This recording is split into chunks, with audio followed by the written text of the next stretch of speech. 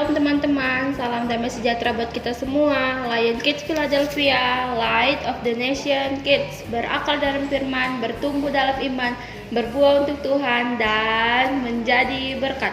Sebelum kita membaca firman, mari kita berdoa dulu. Tuhan Yesus, berkati kami membaca firman Tuhan, berkati supaya kami mengerti isi firman-Mu Tuhan. Tuhan berkati hanya doa-Mu Tuhan, haleluya, amin. Matius 27 ayat 1-66. Yesus diserahkan kepada Pilatus, kematian Yudas. Ketika hari mulai siang, semua imam, kepala dan tua-tua bangsa Yahudi berkumpul dan mengambil keputusan untuk membunuh Yesus.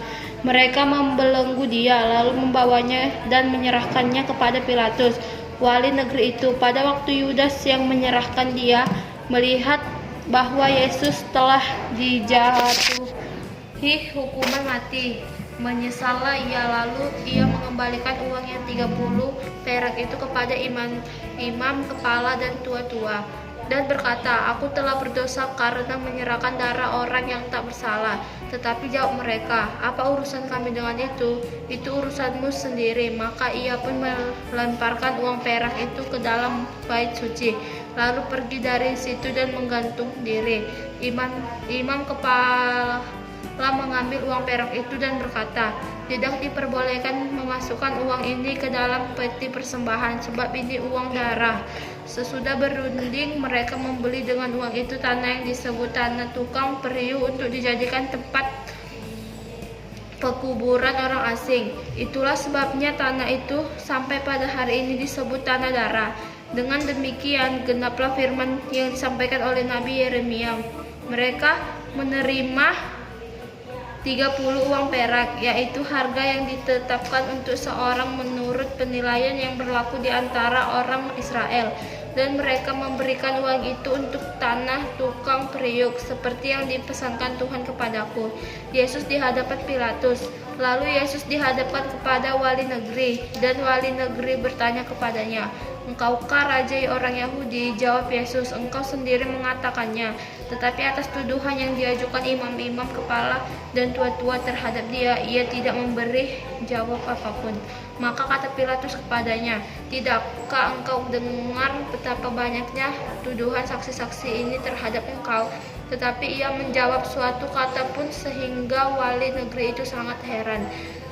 Telah menjadi kebiasaan bagi wali negeri untuk membebaskan satu orang hukuman pada tiap-tiap hari raya itu atas pilihan orang banyak.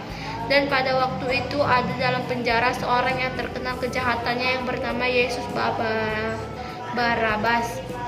Karena mereka sudah berkumpul di sana, Pilatus berkata kepada mereka, "Siapa yang kamu kehendaki kubebaskan bagimu, Yesus Barabas atau Yesus yang disebut Kristus?" Ia memang mengetahui bahwa mereka telah menyerahkan Yesus karena dengki. Ketika Pilatus sedang duduk di kursi pengadilan, istrinya mengirim pesan kepadanya, "Jangan engkau mencampuri perkataan orang benar itu, sebab karena dia aku sangat menderita dalam mimpi tadi malam." Tetapi orang hasutan, imam-imam, kepala dan tua-tua orang banyak bertekad untuk meminta supaya Barabas dibebaskan dan Yesus dihukum mati. Wali negeri menjawab dan berkata kepada mereka, "Siapa di antara kedua orang itu yang kamu kehendaki kubebaskan bagimu?" Kata mereka, "Barabas." Kata Pilatus kepada mereka, "Jika begitu, apakah yang harus kuperbuat dengan Yesus yang disebut Kristus?" Mereka semua berseru, "Ia harus disalibkan." Katanya, "Tetapi kejahatan apakah yang telah dilakukannya?" Namun mereka makin keras berteriak, "Ia harus disalibkan." Ketika Pilatus melihat bahwa segala usaha akan sia-sia, malah sudah mulai timbul kekacauan, ia mengambil air dan membasuh tangannya di hadapan orang banyak dan berkata, "Aku tidak bersalah terhadap darah orang ini, itu urusan kamu sendiri." Dan seluruh rakyat itu menjawab, "Biarlah darahnya ditanggung atas kami dan atas anak-anak kami." Lalu ia membebaskan Barabas bagi mereka, tetapi Yesus disesahkan, lalu diserahkannya untuk disalibkan. Yesus diolok-olokkan. Kemudian serdadu wali negeri membawa Yesus ke gunung pengadilan, lalu memanggil seluruh pasukan berkumpul sekeliling Yesus. Mereka menanggalkan pakaiannya dan mengenakan jubah ungu kepadanya. Mereka menganyam sebuah mahkota duri dan menaruhnya di atas kepalanya, lalu memberikan dia sebatang bulu di tangan kanannya. Kemudian mereka berlutut di hadapannya dan mengolok-olokkan dia. Katanya, "Salam hai Raja orang Yahudi." Mereka meludainya dan mengambil bulu itu dan memukulkannya ke kepalanya. Sesudah mengolok-olokkan dia, mereka menanggalkan jubah itu daripadanya dan mengenakan pula pakaiannya kepadanya. Kemudian mereka membawa dia keluar untuk disalibkan. Yesus disalibkan. Ketika mereka berjalan keluar kota, mereka berjumpa dengan seorang dari Kirene yang bernama Simon. Orang itu mereka paksa untuk memikul salib Yesus. Maka sampailah mereka di suatu tempat yang bernama Golgota, artinya tempat tengkorak. Lalu mereka memberi dia minum anggur bercampur empedu. Setelah ia mengecapnya, ia tidak mau meminumnya. Sesudah menyalibkan dia, mereka membagi-bagi pakaiannya dengan membuang undi. Lalu mereka duduk di situ menjaga dia, dan di atas kepalanya terpasang tulisan yang menyebut alasan mengapa ia dihukum. "Inilah Yesus Raja orang Yahudi." Bersama dengan dia disalibkan dua orang penyamun, seorang di sebelah kanan dan seorang di sebelah kirinya. Orang-orang yang lewat di sana menghujat dia dan sambil menggelengkan kepala. Mereka berkata, "Hai engkau yang mau merubuhkan bait suci dan mau membangunnya kembali dalam 3 hari, selamatkanlah dirimu. Jikalau engkau anak Allah, turunlah dari salib itu." Demikian juga imam-imam kepala bersama-sama ahli-ahli Taurat dan tua-tua mengolok-olokkan dia, dan mereka berkata, Orang lain ia selamatkan, tetapi dirinya sendiri tidak dapat ia selamatkan. Ia Raja Israel. Baiklah, ia turun dari salib itu dan kami akan percaya kepadanya. Ia menaruh harapannya pada Allah. Baiklah, Allah menyelamatkan dia. Jikalau Allah berkenan kepadanya, karena ia telah berkata, "Aku adalah anak Allah." Bahkan penyamun-penyamun yang disalibkan bersama-sama dengan dia mencelanya demikian juga. Mulai dari jam 12, kegelapan meliputi seluruh daerah itu sampai jam 3.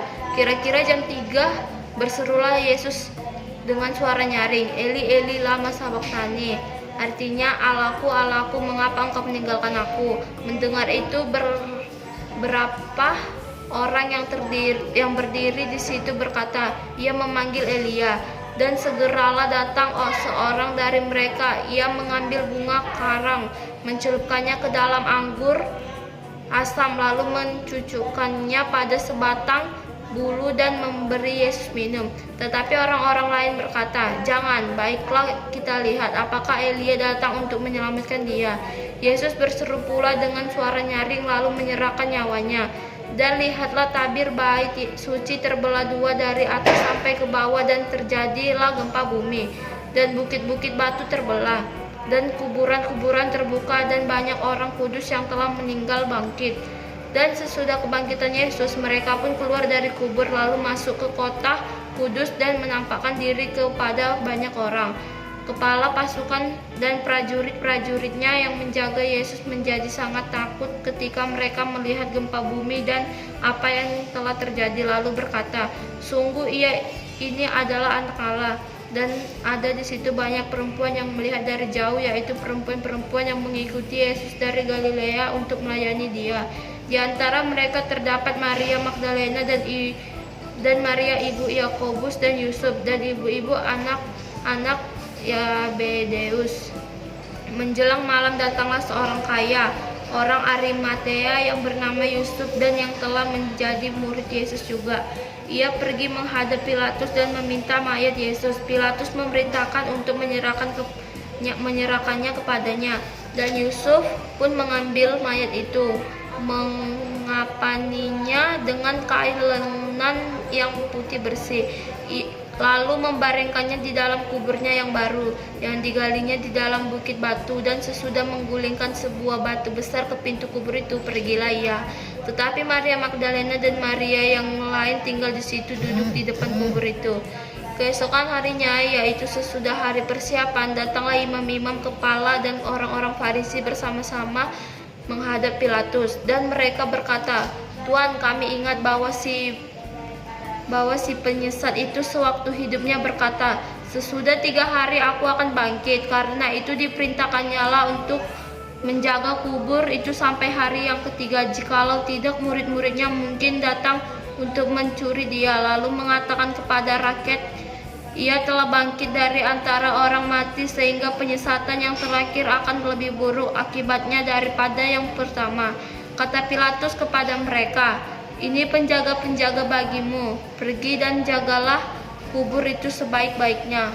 Maka pergilah mereka, dan dengan bantuan penjaga-penjaga itu mereka memeterai kubur itu dan menjaganya. Oke, kita sudah selesai membaca firman Tuhan. Mari kita berdoa. Tuhan Yesus, terima kasih buat firman-Mu yang telah selesai kami baca. Tuhan, biarlah setiap firman yang kami baca bisa kami terapkan dalam setiap kehidupan kami. Tuhan Yesus, kami senantiasa berdoa buat bangsa kami Indonesia. Tuhan Yesus, yang memberikan damai sejahtera yang daripada-Mu untuk seluruh masyarakat Indonesia, dan Tuhanlah yang memberkati seluruh pemerintah Indonesia. Tuhan Yesus, kami berdoa juga buat orang-orang yang sedang sakit. Tuhan Yesus, sembuhkan, dan yang sedang berduka, Tuhan Yesus yang berikan penghiburan. Dan berkatilah Tuhan Yesus agar setiap anak-anak-Mu semakin rajin lagi membaca firman Tuhan. Bapa, berkati juga channel YouTube kami ini agar lebih banyak lagi memberkati orang-orang. Tuhan Yesus, inilah doa dan permohonan kami, dalam nama Yesus kami berdoa dan mengucap syukur, amin. Sampai jumpa kembali, dadah.